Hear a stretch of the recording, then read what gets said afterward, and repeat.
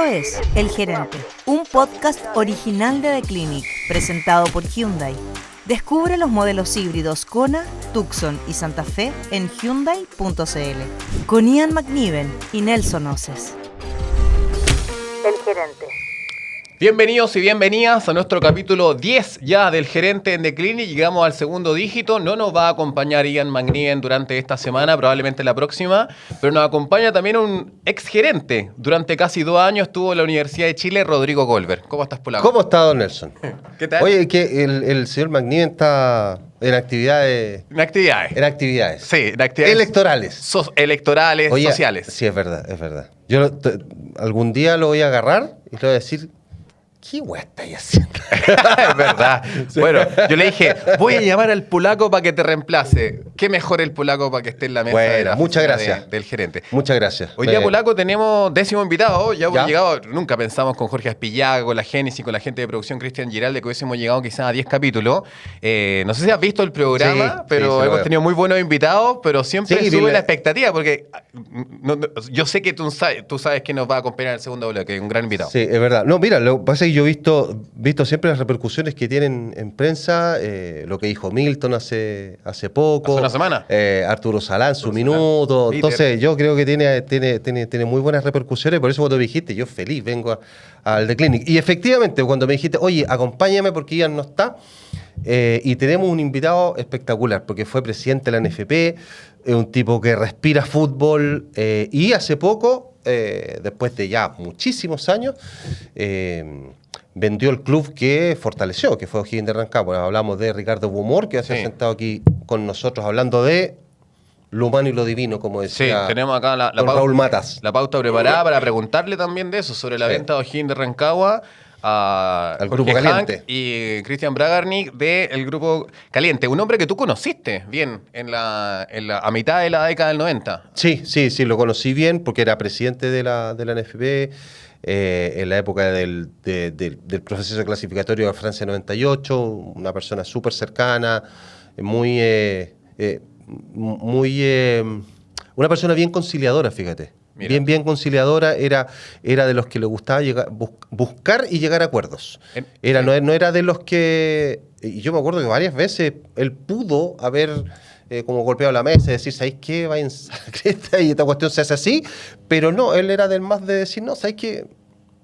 Quiero que entiendas el porqué. Y se llegaba a acuerdos. Entonces, eso yo creo que se ha perdido en este último tiempo. En una época intensa de la selección chilena, donde también contextualicemos, los 90 se jugaba más seguido a la Copa América, era cada 2 años. Exactamente. No, y no solamente eso, además, fíjate que el otro día estaba sacando unos números respecto a lo poco que se juega y estos parones que tienen, el que se viene ahora por el Mundial, y de verdad que yo digo, lo veo en perspectiva y veo cómo hemos ido cayendo en competitividad a nivel de selecciones, a nivel de selecciones menores, y fíjate que uno de los factores, porque no creo que sea el único, es precisamente la poca cantidad de partidos que jugamos al año. Y cómo se para el campeonato de manera ridícula. ¿Cómo el campeonato va a parar a un Mundial Sub-20? Es que es impresionante. Entonces, cuando tú comparas con Brasil, con Argentina, que son las grandes ligas ya, pero incluso Perú, Ecuador, Colombia, oye, juegan 10, 15 partidos más por año que nosotros. Mira. Entonces uno dice, hoy día que ves tú, por ejemplo, el gran lío que tiene hoy día, la deuda, tiene una deuda de $30 millones o $33 millones la NFP con TNT, un gran canal. Gran claro. Y la única forma que tiene de pagarlo es con más partidos.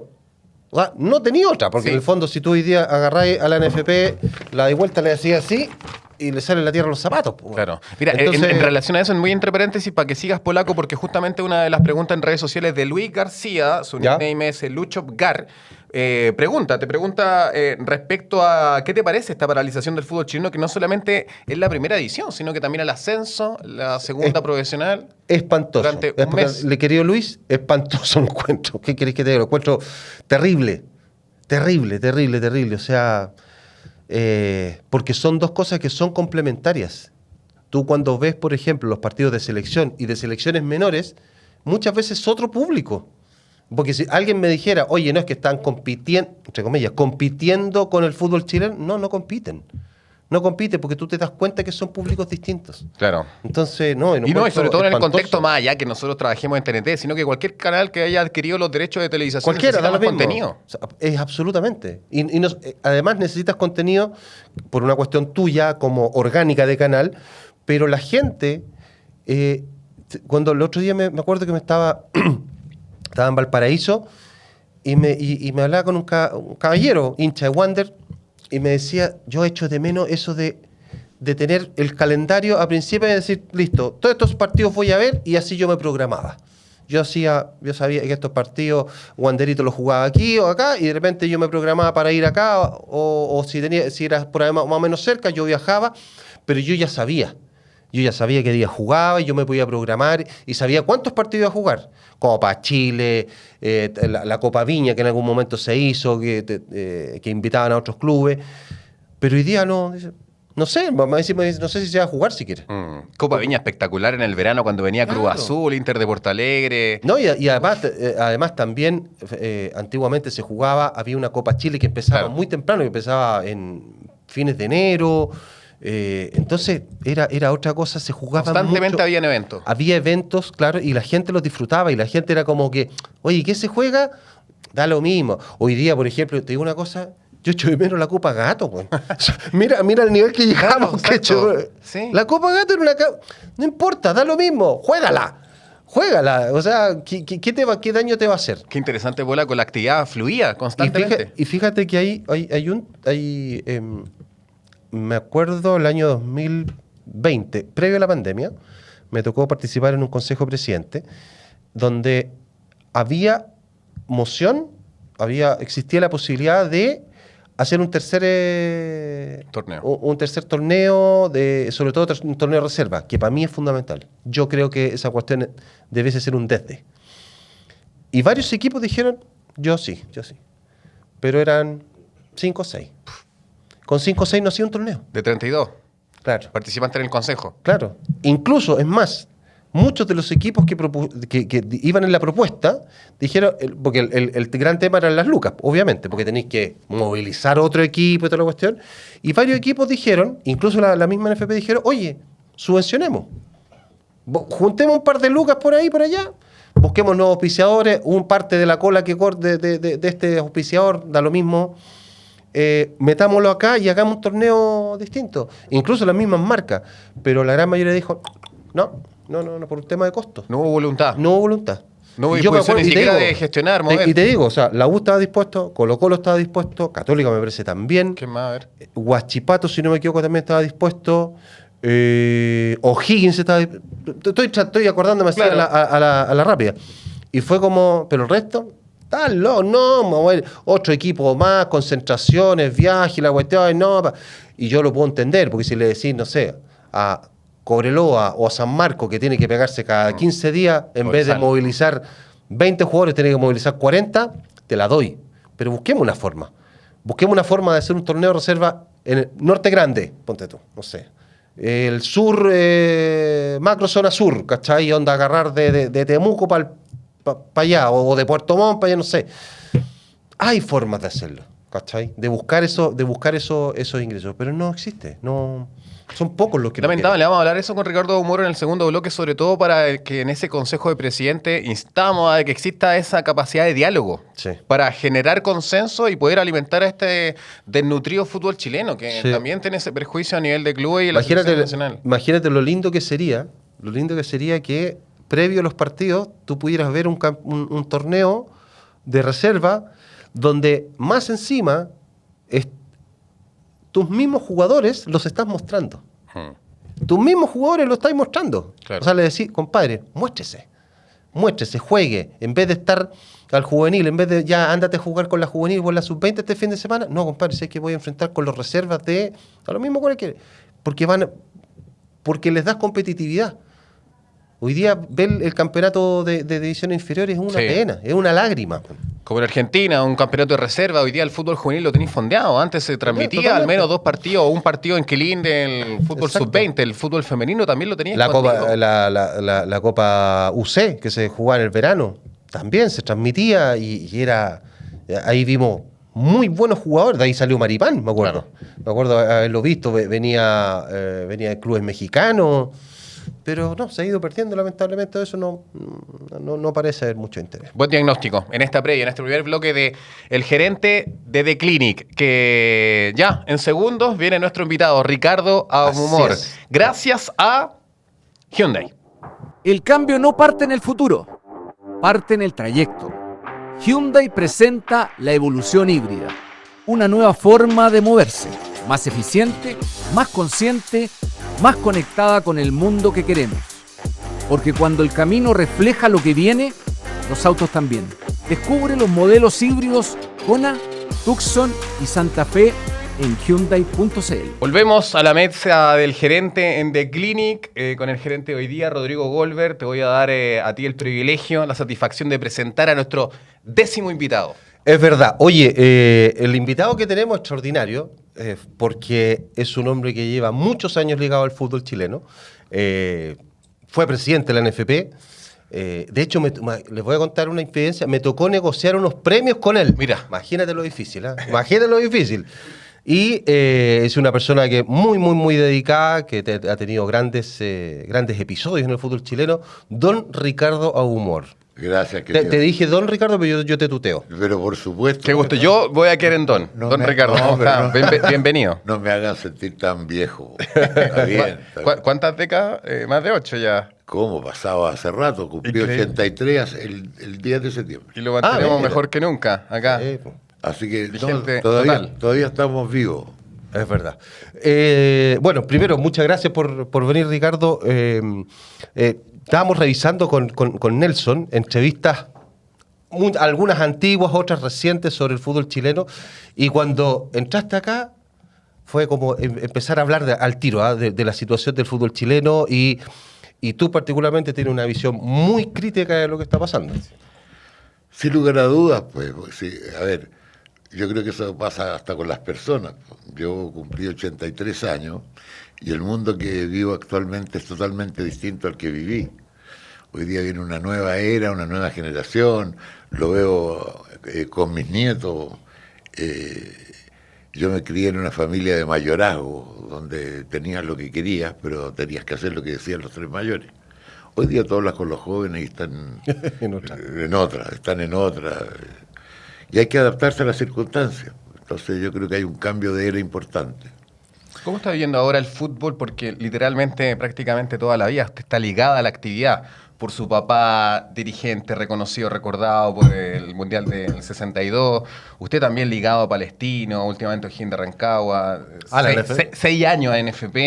Y ahora un poco distanciado con la venta de O'Higgins. ¿Cómo lo vive esa pasión como hincha, como seguidor de la actividad? Bueno, la verdad que mi vida, de una u otra manera, los grandes recuerdos en lo positivo y en lo negativo, fue el deporte. Yo jugué en las divisiones menores de Palestino. Mi padre, yo nací en la Gran Avenida y él iba a jugar ahí, iba a ver a jugar a mi papá, ya no se casó.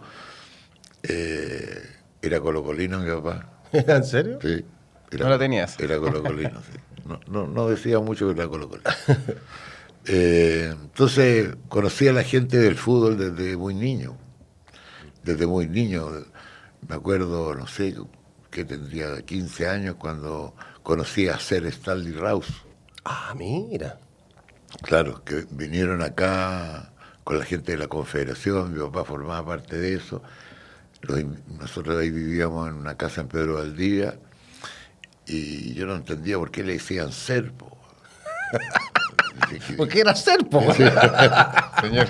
Increíble. Era caballero. Así que conocí la dirigencia desde pequeño, sí.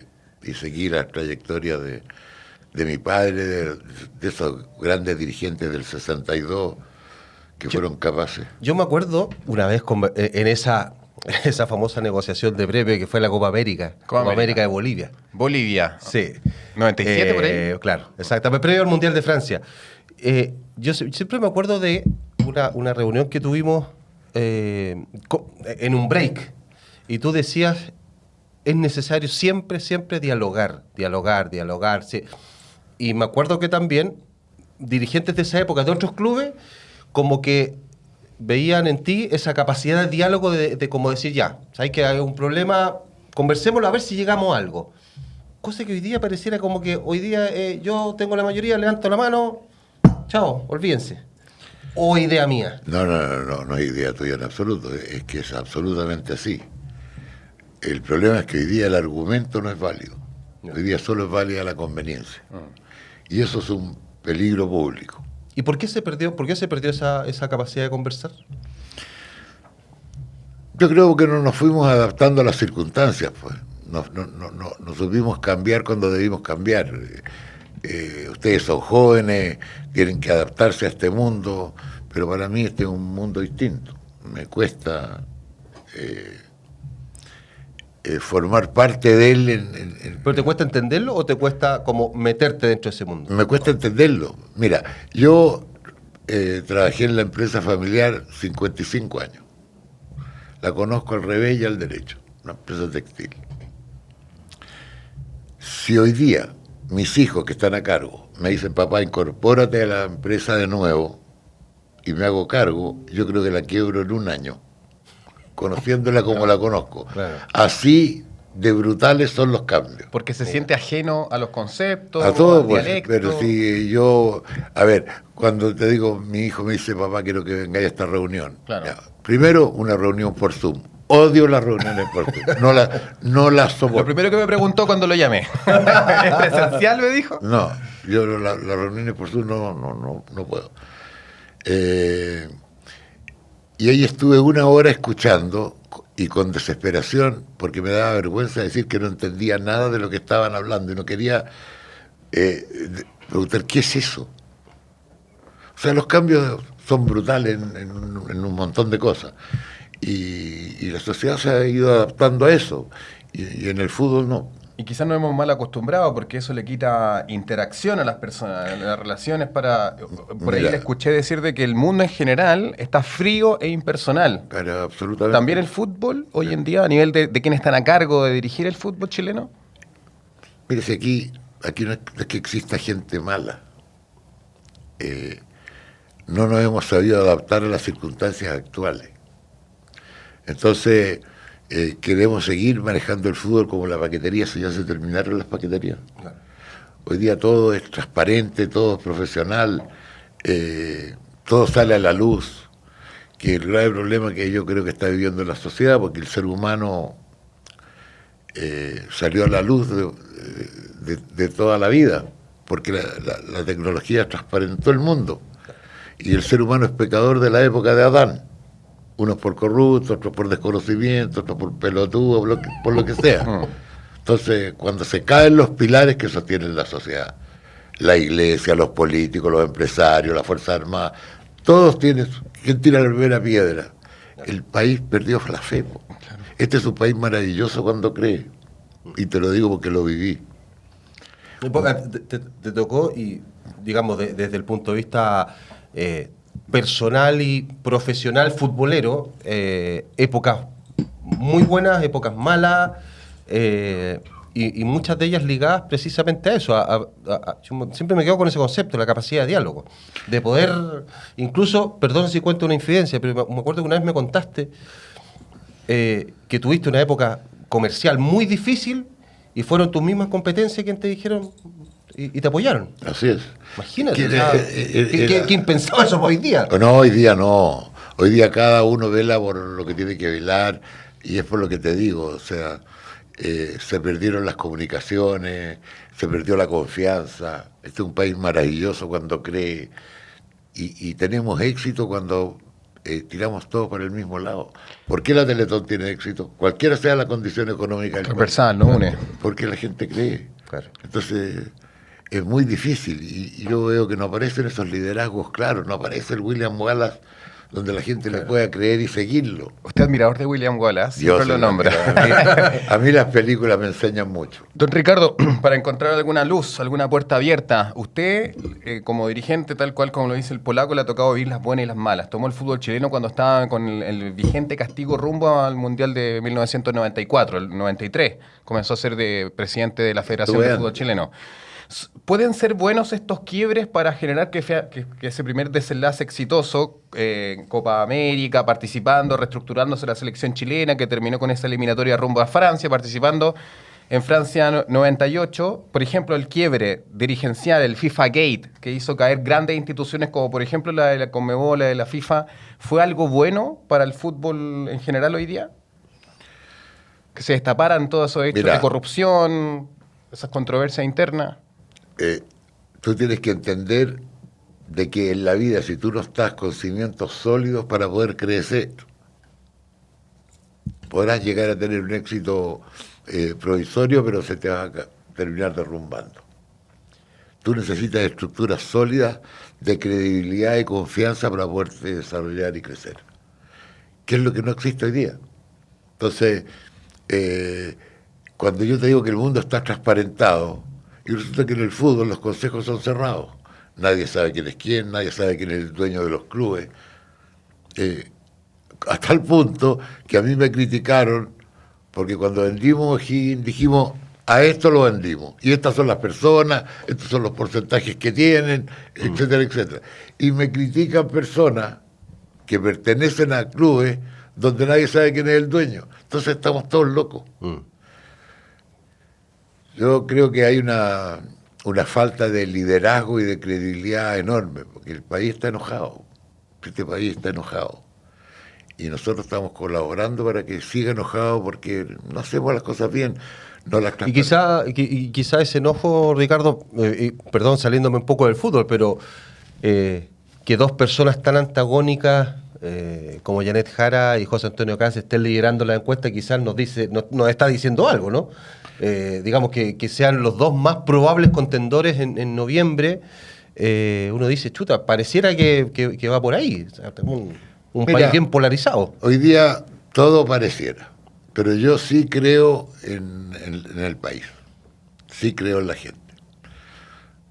Yo no pertenezco a la política ni nunca he sido político, pero este país está vivo todavía por lo que decidió la gente. El país, cuando le presentaron los dos proyectos del cambio de constitución, el país tomó las decisiones correctas. No lo hicieron los políticos, no lo hicieron los empresarios, no lo hizo nadie. El país dijo que no a esto y no a esto otro. Y yo creo que por eso todavía estamos vivos y todavía tenemos la esperanza de que aparezca un liderazgo claro.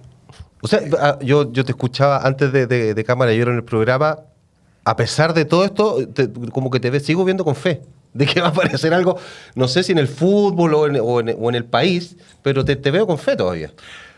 Yo creo, porque creo en el país. Tú me dices, hoy día yo ni siquiera miro las encuestas, porque aquí esto cambia en una semana todo. Aquí el mundo está tan transparentado que aquí quedan cagadas en una semana y cambia todo. Entonces, si es que es así. Don Ricardo, y me agarro lo que dice Rodrigo, con fe, con ganas y con deseos de seguir contribuyendo al fútbol, por ejemplo, con una comisión asesora de la federación, de la asociación, seguir colaborando presente, es que tú ya estás como aislado, ya estás como un viejo choto, donde a lo mejor no perteneces al mundo actual. Y hoy día los jóvenes no nos ven a los mayores. Oye, en la política liquidaron a Eduardo Frei, liquidaron a Ricardo Lagos, liquidaron grandes personajes que podían tener una contribución enorme en el país, sin embargo, no son considerados. En eso yo creo y en el fútbol me parece que tampoco. En el fútbol tampoco, es que el fútbol está encerrado en su cápsula de lo que ha sido toda la vida, y el mundo cambió. Y si tú esto no lo transparentas, no lo profesionalizas, o sea, yo sostengo de que ningún presidente de club puede dirigir el fútbol chileno. Sí, de todas maneras, en momentos sensible, igualmente se reunía, bueno, cuando estaba él, Fred Ruiz-Tagle, Ricardo Lago, Bachelet, para generar comisiones de asesoría y la opinión. ¿Le gustaría que eso también sucediera en el fútbol chileno para alimentar la actividad? Pero lógico, si yo, una de las cosas que me llama la atención es cómo ningún gobierno ha sido capaz de reformular esta actividad que es tan importante para el fútbol chileno. ¿Quién hizo la sociedad anónima? Claro. La hizo el gobierno. Por lo tanto, tiene el derecho a reformularla, porque fueron importantes cuando se crearon.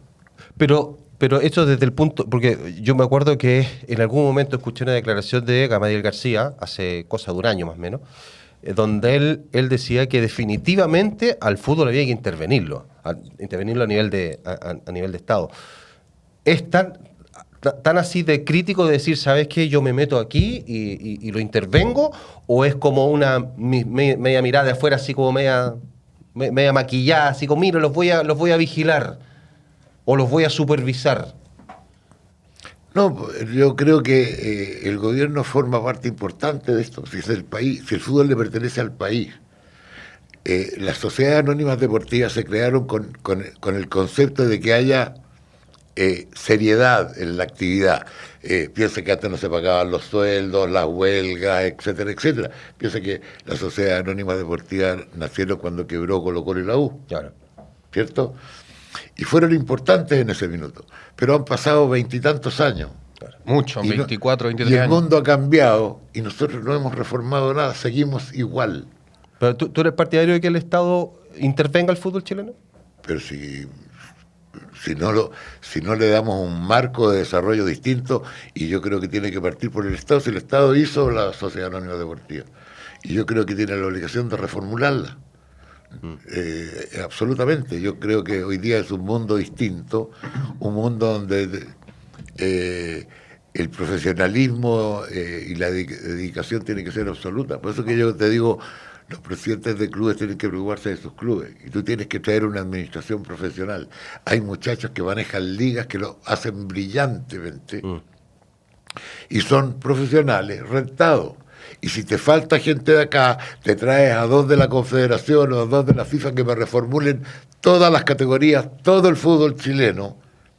Y los presidentes de clubes son como el Senado. Se discutirá ahí las bases. Pero es que ahí hay un súper buen punto, porque, por ejemplo, ustedes acaban de vender O'Higgins, que yo te diría que este año ha sido uno de los récords en cantidad de jugadores formados en casa que han tenido. Recuerdo el partido con Huachipato, si no me equivoco, que tenían 6 jugadores formados en casa. Y uno dice, chuta, versus otros que dicen, división inferior, está ahí loco, ese cacho no me lo den a mí. Pues. Entonces, por un lado, claro, hay equipos que están como diciendo ya, no, seamos eficientes, entre comillas, 0 división inferior, y hay otros que siguen creyendo y diciendo, no, ustedes construyeron el Monasterio Celeste, hay un legado, hay una contribución. Claro, hay como a la actividad. Un ideal, como decía, yo quiero que el club vaya para allá, independiente que hoy día lo hayan vendido, pero va para allá. Ya hay una base, pero pareciera que hay otros que dicen, no, ni a palo. Bueno, pero es que ese es el problema, por eso que yo te digo que uno compite en forma desleal.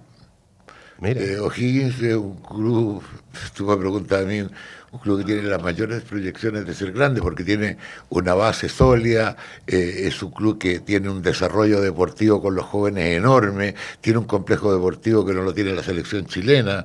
Me dio gusto ver a la selección sub-20 en el Monasterio Celeste. Claro, están concentrados ahí, Nicolás Córdoba ahí. Concentrados ahí. Entonces... y una ciudad que es muy... que está viva. Claro, no, y una ciudad que los quiere así como... Sí, pues. Lo siente propio. Hay una adherencia absoluta, o sea, todos los fines de semana también van las familias, con los niños, con las ediciones formativas, interactuando con el monasterio. De una lealtad enorme, entonces tú dices, jugamos con 5 canteranos. Nosotros... El mayor esfuerzo estuvo puesto en las divisiones menores, en el desarrollo de las divisiones menores. Ahora, este perjuicio bueno, han pasado ya 23 años del modelo societario anónimo deportivo. Lamentablemente existe un declive de la industria. A mí no me gusta mucho hablar de la industria, pero sí hay un perjuicio a la actividad, donde lo hablábamos fuera del aire. Usted no encontró muchos ofertantes para comprar O'Higgins de Rancagua, a través de Matías Humá, quien fue el que lideró las negociaciones. hubo unos empresarios rusos que se interesaron en algún momento, pero poco ofertantes, empresarios de la ciudad o del fútbol chileno. No, hubo... Yo tenía esperanza en un empresario de Rancagua, muy tipo de primer nivel, que tuvimos esa chance, lamentablemente no se concretó. A mí me hubiera gustado... ¿Le hubiese gustado esa persona? Sí, me hubiera gustado esa persona, o me hubiera gustado... ¿Se puede saber quién es o no? No me acuerdo del nombre de este ¿Pero qué? O descríbame el perfil de esa persona. No. ¿Quién era el que usted le hubiese gustado que comprara Higgins? A ver, lo que a mí me hubiera gustado es que las grandes empresas de Rancagua, que están, existen, está Codelco, está Agrosuper, está claro. En la zona, el Monticello, etcétera, etcétera, todos se hubieran unido en pos de un desarrollo deportivo. Esa era la fuerza, pero no fue posible. La venta es una... era algo ya planificado. Yo sé que el club tuvo la venta 5 años, ¿no? Sí. Más o menos. Pero, ¿era algo que cuando ustedes empezaron lo tenías visto? ¿O fue un minuto que decís, ¿sabéis que ya... Como dijiste recién, me siento fue un pescado fuera del agua? Bueno, lo que pasa es que son distintas razones. A ver, lo único que tú tienes claro en la vida es que tú partes aquí y terminas aquí. Entonces hay procesos. Los años van pasando. Yo hoy no tengo la energía que tenía hace 30 años atrás. Y estas son cosas donde deben continuar cuando hay un proyecto a largo plazo. Encontró un techo usted. O'Higgins para mí es una institución de lujo porque lo tiene todo para ser grande. Y necesitaba mayor capital, y lo dije en todos los tonos. Piensa tú que Berlusconi vendió el Milan a los chinos y dijo, vendo el Milan porque una sola familia no puede sostener a un club a estar en las esferas importantes. Y te hablo de Berlusconi, porque nosotros no somos los cordones del zapato de Berlusconi.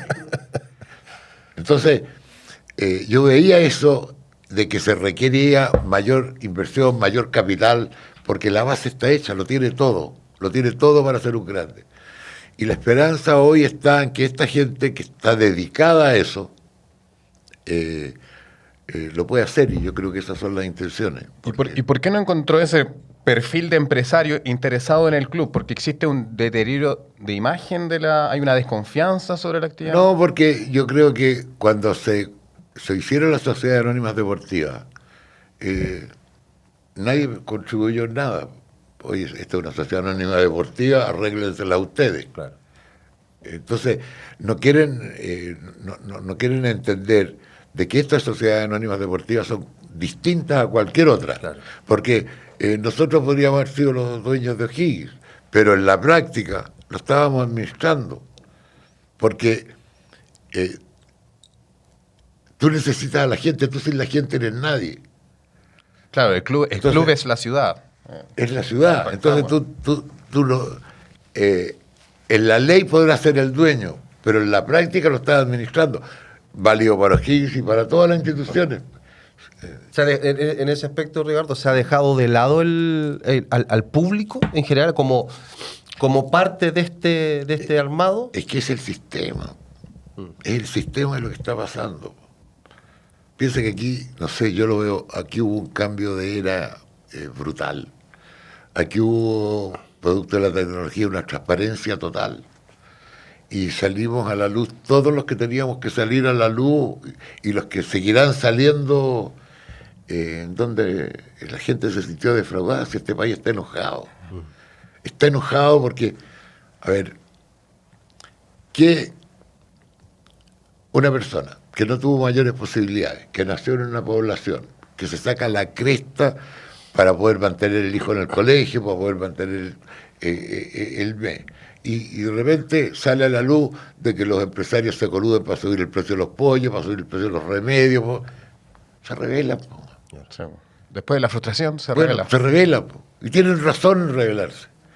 Pero yo creo que hay un minuto en donde tenemos que saber hacer las medias culpas, pedir perdón y unirse para engrandecer el país. Uno ya no lo ve por uno, yo lo veo por las generaciones que vienen. Este es un país maravilloso cuando se une. y tienen una significancia importante en la sociedad. Delante hablábamos que lo ves igual con fe, pero ¿con fe y con preocupación? ¿O más fe que preocupación? No, yo creo que las dos cosas, son las dos cosas. Yo quisiera ver un país unido con un objetivo común. Si de repente no nos damos cuenta, cuando uno está grande como yo, se da cuenta de la suerte que tuviste de haber nacido y de haber podido vivir. Y no existe nada más hermoso en la vida que las relaciones humanas. Por eso que te digo, a mí no me gustan ni los Zoom, ni me gustan los robots. No puedo. No hay nada más importante en la vida que las relaciones humanas. Y créanme, y cuando ustedes lleguen a la edad que yo tengo, asegúrense de estar rodeado de familia, de amigos, vital en la vida. Porque yo voy a contar que esa conversación de premios que llegamos, que fue en tu oficina, ahí en Vespucio. ¿Y sabes cómo terminó? Espérate, ¿tú fuiste acompañado de... ¿Tú eras el líder de vocero? Yo estaba con... Estaba en la comisión. Estaba con Mario Sala. Bravo. Imagínate. Mario Sala y el Huevo Valencia. Y estaba Pablo Hoffman también. Mario Sala representando a Colo-Colo y ustedes todos a la U. Claro, y me acuerdo, pobre Pablo Hoffman, lo hicimos transpirar esa vez. Estaba, no, pero les decía, no, si no se puede. Pero, ¿sabes cómo terminó? Un apretón de mano, listo, esto es, listo, no firmamos ni una cuestión. Así es. Nada, de verdad. O sea, esto es lo que está aquí, sí, estamos de acuerdo, apretón de mano. Y eso significa mucho, en la confianza. Por eso que yo te digo, la gente tiene que volver a creer. Pero para volver a creer tenemos que hacer el esfuerzo de hacer las medias culpas que correspondan y vamos trabajando para el fútbol chileno. Por eso que lo veo hoy día tan descalificador en todo. Claro, en relación a ese diagnóstico, ¿cómo proyecta el fútbol chileno de aquí a 5 o 10 años más? 5 años más. Bueno, es que yo creo que en el fútbol chileno cometimos demasiados errores, pero demasiados errores por falta de profesionalismo, por falta de profundidad. Profundidad en la mirada y en el análisis, pero hoy nosotros nos farreamos 2 mundiales por falta de profesionalismo y de profundizar en los temas. 3. Nuevamente serán 16 años. Entonces tú me dices, no sé, a ver, yo me acuerdo, por ejemplo, que cuando estaba Sampaoli, que yo lo traje a Sampaoli Higgins. Sí, pues Higgins, ¿verdad? Sí. Sampaoli cuando se fue dijo, este es un camarín ingobernable. Lo hablamos con Milton Milla, el último capítulo, sí. ¿Y alguien captó eso? ¿Alguien profundizó en que era un camarín ingobernable? Mira que los técnicos que vinieron, yo los califico a todos de muy buenos técnicos, pero ¿eran el adecuado para un camarín ingobernable? O sea,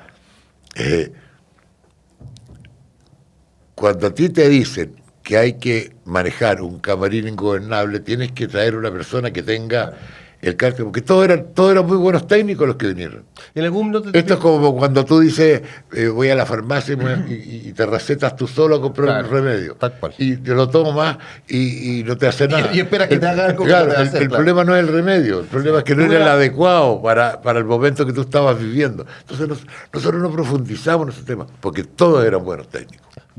¿En algún momento te pidieron algún consejo? ¿Alguien de la esfera del fútbol chileno te pidió algún consejo, así como una palabra, como una guía de algo? No. ¿Nada? No.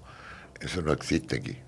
Porque hoy día estamos encerrados en una nube en donde no queremos darnos cuenta de que hay que producir los cambios que se requieren. Y cada uno está aferrado a lo que está aferrado. El grave problema del fútbol chileno hoy día, que es económico, deportivo y social, es que lo convirtieron en 100% económico. Entonces, ¿tú qué sentías? Yo hace 5 años que siento que nosotros en O'Higgins peleábamos en forma desleal, porque tú recibías la misma plata que yo. Sin embargo, yo tenía que dedicarle 20% a los jóvenes, 10% para mantener el monasterio, que es un lujo y que cuesta mantenerlo, y el resto para el primer equipo. Y la gran mayoría, ¿qué hacía? No tercerizan las divisiones menores, no quieren saber arriendan una cancha. Claro. No, el fútbol femenino no existe. Entonces todo lo que recibían iba para el primer equipo. Entonces, nosotros ya estábamos en la... pertenecemos a la época romántica todavía. Sí. Y en ese aspecto, ¿qué has tenido o tuviste la oportunidad de conversar, por ejemplo, con el mismo Pablo Milá, de hacer un cara a cara para manifestarle esto? No, la verdad que no. Yo conozco a Pablo, es un buen tipo, pero nunca he conversado con él. ¿Nunca lo llamó? ¿Tienen cercanía, entiendo? Yo con Pablo tuve una reunión cuando salió electo la primera vez. Ya. Y ahí estuvimos conversando, pero después no ¿Le pidió algún consejo? No, conversamos sobre distintas cosas o cómo lo veía. Yo por lo menos le di mi visión, pero después nunca más estuve con él. Y Pablo es una buena persona, pero... ¿Mal acompañado? Estamos dentro. Yo no sé si mal acompañado. Es el sistema el que no funciona hoy día. Si tú no sacas nada, yo escucho hablar y discuten el tema de la separación de la federación, la NFP, que puede ser muy válido, pero si no lo haces bien, va a ser un problema mayor, porque ese es un detalle dentro de la estructura nueva que tiene que tener el fútbol. Tú tienes que revisarlo todo. Primero, el que quiere comprar un club tiene que tener derechos y obligaciones, porque es algo que le pertenece al país. No puede hacer lo que se le ocurra. Porque hoy día un deporte que es tan importante dentro del país, lo convertimos en un tema económico, ¿no? Hoy día se perdieron otros valores, otros principios, entonces tú peleas de forma muy desigual. Por eso que yo creo que las sociedades anónimas deportivas deben reformularse. Dentro de eso estará la separación de la federación con la NFP dentro de la nueva estructura, pero yo creo que tiene que ser manejada por profesionales rentados. Si lo que tú recibes de la FIFA o lo que recibe Pablo al mes, tú puedes traer un equipo de 4 o 5 personas profesionales, pagas, con objetivos claros y con incentivos si logran las metas. Y con un control. Pero por supuesto, claro. Y los presidentes del club serán el Senado, serán el Consejo donde califica. Claro. Pero el fútbol chileno hoy día, y tiene que abrirse, hoy día los juicios se televisan. Hoy día la gente no sabe quién es quién, dudan de todo, dudan del VAR, dudan de los árbitros, de los dirigentes, y nadie sabe quién es quién. Claro. Y tú quieres construir con eso. Sí. Este es un país que necesita creer. A propósito de duda y consejo y de expresidente del fútbol chileno, la paradoja me es curiosa la de Sergio Jadwe, porque él dijo que era como su antagonista en su momento, pero le pidió un consejo y pidió reunirse con usted para tomar un café en Miami. ¿Por qué cree que Jadwe quiso tener esa cercanía con usted en ese momento? Bueno, yo fui quien estuvo en contra de Jadwe desde el inicio. Yo tuve serios problemas porque tenía serias dudas, por un montón de razones. Pero nadie escuchó nada, o sea, solo nos dejamos llevar por el éxito deportivo. Que también es un tema poco profesional. Hoy día yo creo que el mundo es otro y tiene que manejarse, sobre todo una actividad como el deporte y como el fútbol, tiene que manejarse de una manera distinta. Y para eso tú necesitas darle una estructura nueva. Aquí se hicieron divisiones del fútbol para salvar a equipos que se extendían, pues. Aquí hubo conveniencias de todo tipo. Entonces, y además con una estructura que es distinta, porque por ejemplo en Argentina también lo hicieron, pero en Argentina tienen asegurado, o sea, el público en general primero paga su abono, después paga la mercadería, claro. Pues. O sea, digamos sí, pero, que es una cuestión, y no lo estoy justificando por nada del mundo, pero en el fondo también el escenario es distinto. Pero hay una diferencia muy grande con la Argentina. La Argentina es un país futbolizado 100%. Claro. Desde los clubes de barrio. Nosotros somos futbolizados en el éxito. En el éxito no hay nadie como nosotros. Nadie. O sea, piensa tú que para el Mundial de Francia, en el ranking que hizo la FIFA, el país que más hinchas llevó dependiendo de su población Fue increíble eso. Sí. fue Chile. Y ahora jugamos con 12.000 espectadores el último partido. Bueno, porque el sistema es el que no está funcionando, porque es la forma en la que no está funcionando. ¿Fue ese uno de tus grandes hitos en el fútbol? Digamos, de los grandes momentos que te tocó vivir. El Mundial de Francia. Bueno, fue una época maravillosa. El impacto con el público, el sentido de pertenencia con la selección. Es que eso fue vital. Eso fue vital porque piensa tú que veníamos de 16 años ausentes. Entonces, había un hambre en el país. Había una necesidad imperiosa porque el chileno es orgulloso, quiere estar, quiere sentirse parte importante. Y la gran virtud del país fue que el país se unió tras un objetivo. O sea, aquí ha habido una comunidad desde la dirigencia, la gente, el plantel, lo mismo que tú estabas, había una unidad enorme. O sea, reíamos en el éxito y llorábamos en la derrota, pero lo hacíamos juntos. Claro. Todo era un... ¿Y dentro de la NFP también era así? La comunicación con el resto de los presidentes, los medios. Mira, yo te podría decir una lealtad de la gente enorme. Mira. O sea, te lo digo porque a mí me perdonaron hasta cagada. O sea, Eran los tópicos que reinaban los acuerdos. ¿Es cierto que Mirko Josic le pidió eso o criticó esa división respecto a la hinchada en torno a la selección? Sí. Y fue una de las razones de por qué no siguió con su proceso. Mirko se fue porque veía que no iba a haber posibilidades con la selección porque la gente estaba dividida, la gente de Colo-Colo pifiaba a los jugadores de la U, iban con las camisetas, etcétera, etcétera. Una historia que la he contado en otras oportunidades, sí. pero y eso fue vital. Y en esa época, hoy día no sé si será factible hacerlo, pero en esa época se unieron los dos barrios. Y eso fue una cosa maravillosa. Sí, maravilloso. También lo ha explicado. En relación a ese momento, volviendo a 1995, 94, 96, cuando usted eligió a Nelson Acosta, estuvo Milton Milla, estuvo hace una semana acá, dijo que su candidato era Jorge Socias, antes que don Nelson. No, a ver, nosotros cuando tuvimos que sacar a Ascargorta, porque también es una cuestión de... Porque Ascargorta tenía bastante apoyo en el directorio, Abel Alonso. Fue al Mundial del 94 por primera vez, Bolivia, clasificado. Y lo aguantamos. Él no tuvo mal rendimiento con la selección, pero la selección no jugaba bien. Bueno, después se enfermó, etcétera, etcétera. Y después del primer partido de Venezuela, cuando fuimos a jugar a Venezuela, no la Venezuela de hoy. No, pues. Gol de Marga en el último minuto. No, pero era una cosa que esos puntos tú los tenías que ganar. Y no tan solo en el partido nos pudieron haber hecho 5. O sea, me acuerdo de un jugador que jugaba en Deportes Concepción, Diony Guerra, puede ser, que nos... Lo enfrentaste por pero la... que, sí. Pero es que nos volvió loco. Po.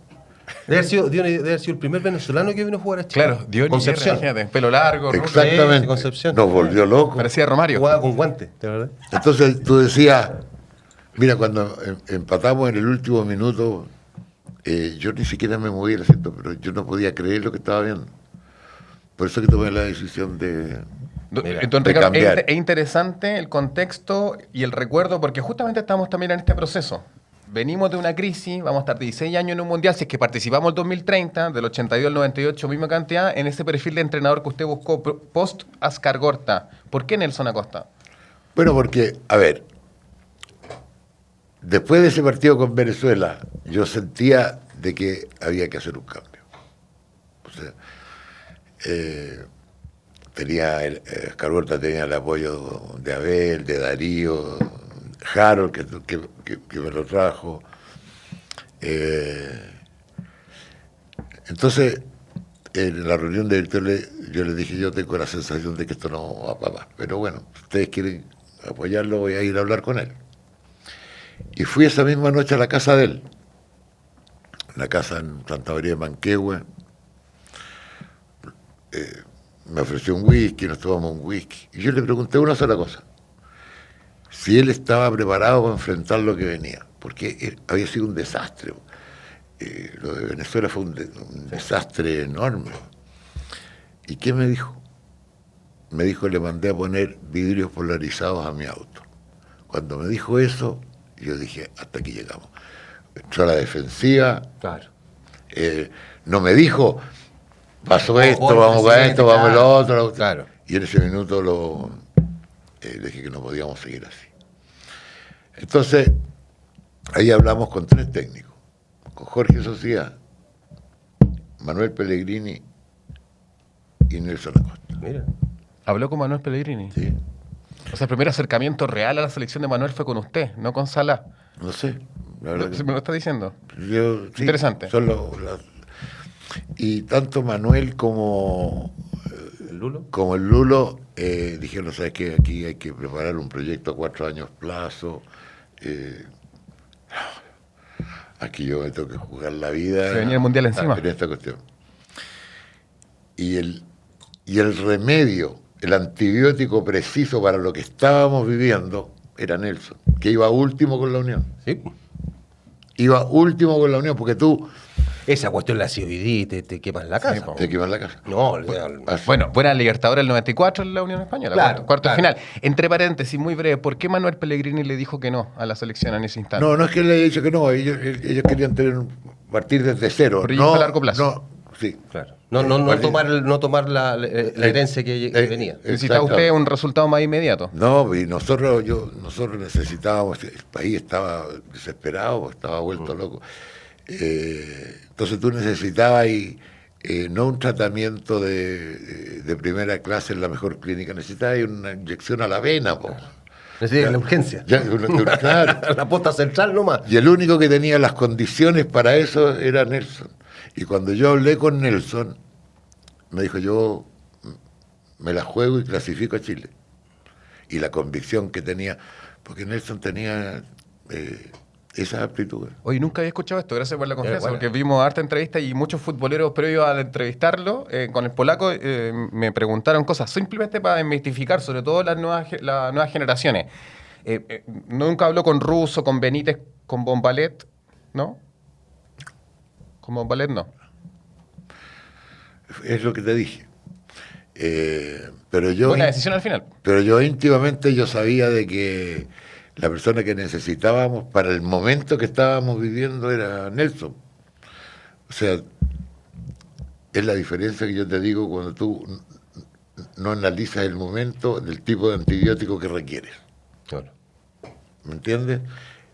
Para lo que estábamos viviendo era Nelson. Nelson no era un estadista. No, pues claro. Nelson no era una persona de trabajo a largo plazo. Tú necesitabas de alguien que tomara esto y asumiera la responsabilidad. Y él tenía esas condiciones. Y todo eso se unió al apoyo de la gente. Mira, si cuando se unió Nelson y jugábamos el partido con Ecuador, ese partido o lo ganábamos o estábamos liquidados. Claro. ¿Cierto? Estadio 80.000 personas, una lluvia, ¿se acordarán ustedes? Claro. Torres. ¿Cómo le llamaron la noche de los paraguas a la Don Balón? Era muy chico yo. La noche de los paraguas rojos. Pero una lluvia tremendo. torrencial, 4-1. una cancha barrosa, ganábamos 1-0, faltaban 15 minutos. Aguinaga, una tijera. Y Aguinaga de una tijera nos hace el empate. Impresionante. Nos queríamos morir. Pero mira esto. Normalmente en Chile, cuando tú necesitas ganar un partido y te lo empatan y faltan 10 o 15 minutos para terminar, la gente se ponía o a pifiar o empezaba a irse del estadio. Claro. Por favor, yo te invito a que veas las imágenes de ese partido, Claro. que lo tienen todos los canales, cuando Aguinaga hace el empate. Se levantaron las 80.000 personas en el estadio cantando la canción nacional, como diciéndole a los chicos, esto lo ganamos igual. Ganamos 4-1, Tres hicieron goles, 3 goles claro. en 10 minutos. Y ojo que fue perfecto porque la reivindicación de Fabián Stay, Bueno, la aparición de Marcelo Sala muy Marcelo joven. Sala, sí. Entonces te quiero decir, esa fuerza la tiene Chile cuando se une. Si la gente fue vital, fue fundamental. En las clasificatorias de acá y en Francia fueron vitales. Sí, de cabeza era el titular de Don Balón. Ahora me acordé porque me las subía todas. Los 4 goles fueron de cabezazo. Ese con Ecuador. Impresionante, impresionante. Pero lo que te quiero decir es que esa unidad que había, ese deseo de llegar a... Entonces la gente fue fundamental. Lo mismo nos pasó en Francia, pues. Si nosotros... ¿Quién éramos nosotros después de 16 años para ir a jugar a Italia? ¿Qué cresta, weón? No, y aparte con Italia que tenía en ese minuto... Subcampeón del mundo. No, y no solamente eso. Era la mejor liga.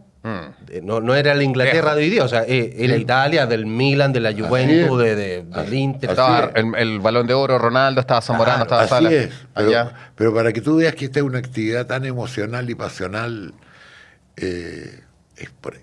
yo le doy una importancia vital. Y piensa que nosotros veníamos haciendo una gira antes de ir a Francia, por el Asia, sí. que andábamos como la mierda, Claro. nos hacíamos un gol al arco iris. Previo a Wembley, que la rompieron. Don Ricardo, hoy increíble. Estaba para 3 horas de conversación, pero esto no es The Wild Project. Son 47 minutos ya que estamos hablando. Le preguntamos a Arturo Sala. Él dijo, ¿cuál sería el perfil del entrenador? Estamos hablando justamente de eso en relación a cómo fue el transcurso de su decisión final por Nelson Acosta. ¿Traería de vuelta a Manuel Pellegrini ahora? ¿Le gustaría que siguiera Nicolás Córdoba en un proceso de selección mayor? ¿Qué decisión tomaría? Sí, yo creo que Nicolás Córdoba tiene que preocuparse de las selecciones jóvenes, por ahora. Y por supuesto que traería a Manuel Pellegrini, pero en un esquema distinto. ¿Lo traería a Manuel? En el esquema actual, por ningún motivo, no dura 30 días. Oiga, Él no lo aguanta. Claro. Él requiere de una estructura profesional, abierta, transparente, requiere de otra cosa. Para ser lo más concreto del mundo, ¿estaría ya negociando con él, conversando, porque él está en una transición de seguir o no en el Betis? Lo está pensando ahora. ¿Iría ya con 2 representantes? ¿Usted mismo viajaría a Sevilla para hablar con Manuel? Yo creo que es la persona que debiera tomar el fútbol chileno, pero no en la estructura actual que tenemos. Yo creo que Manuel no lo resistiría. No lo resistiría. Manuel necesita trabajar en un ambiente absolutamente profesional. Y controlado. Absolutamente. Entonces, mira, hay cosas que tú no le puedes pedir pera al olmo. Entonces, es vital que eso pase, una reestructuración total en el fútbol chileno, abierta, transparente. La gente necesita volver a creer, porque esta es una actividad emocional y pasional por excelencia. ¿Sí? ¿Cuál fue el clic de la selección después de la gira por Japón? ¿Cuándo fue? Fuimos a Wembley. Claro. Y eso les dio el clic. Y eso se recuerda hasta el día de hoy. Eso les dio el clic total. de que podían.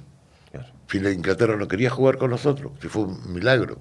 Fue porque Colombia tenía un partido con Inglaterra y me llama el presidente de la Federación de Colombia para decir que no podían ir si podíamos ir nosotros. Yo le dije, si tú haces la negociación porque Inglaterra no quiere jugar con nosotros desde que fuimos con, me acuerdo que era el técnico. Aravena, Orlando Aravena. Orlando Aravena, que nos llevamos en el suelo, nos pasamos en la mitad de la cancha. Gran figura del Cóndor. No nos recibían, no querían jugar. Y eso fue logrado porque desertó Colombia Sí, pues, a esa invitación. Así es. Pues. Y a los 3, 4 días me llama y me dice, aceptado, pero con 2 selecciones. Y fuimos con las 2 selecciones. Pues. Y si tú me preguntas a mí, ese fue el clic que le hizo a la selección de que podían. Mire. No, eso fue un punto. Son detalles.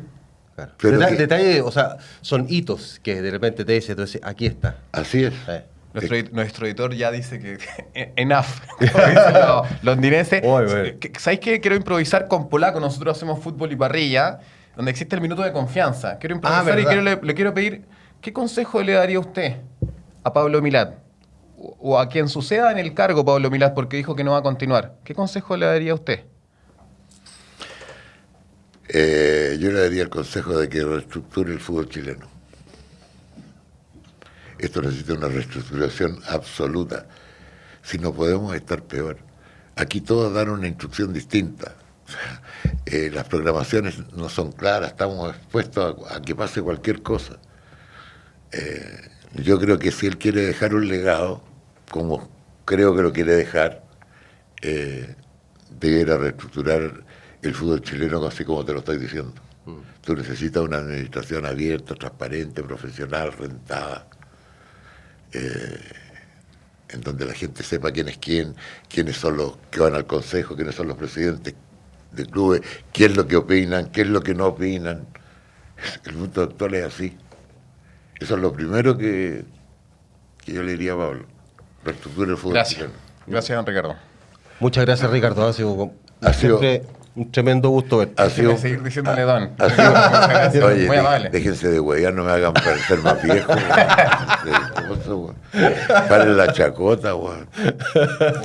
Pero es una actividad hermosa. Bueno, tremendo invitado en este 10º capítulo del Gerente en The Clinic, Polaquito. Gracias a Hyundai. Dicen que el futuro es cambiarlo todo, pero en Hyundai creemos que también se trata de encontrar el equilibrio. Porque si queremos un mundo mejor, necesitamos avanzar en energía, pero también con conciencia. Descubre la evolución híbrida de los modelos Kona, Tucson y Santa Fe. Más eficiencia, más autonomía, más reflejo de un mundo mejor. Conócelos en Hyundai.cl. Esto fue El Gerente, un podcast original de The Clinic, presentado por Hyundai. Descubre los modelos híbridos Kona, Tucson y Santa Fe en Hyundai.cl. Con Ian McNiven y Nelson Oces. El Gerente.